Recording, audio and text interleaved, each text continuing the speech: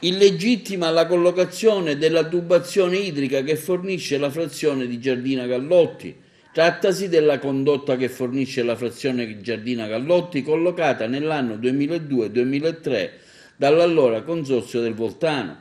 La collocazione era avvenuta illegittimamente in un'area parzialmente diversa da quella espropriata, a tal fine causando danni al fondo dei proprietari, impedendone anche la coltivazione.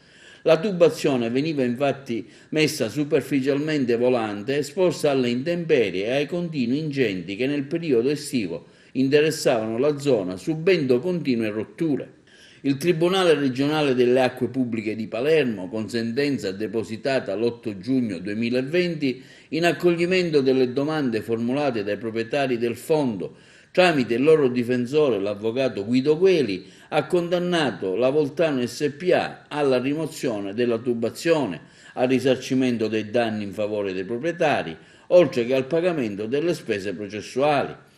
Quindi cosa accadrà in seguito della rimozione della tubazione? Come si provvederà al rifornimento della frazione di Giardina Gallotti, oltre delle case rurali allacciate alla condotta?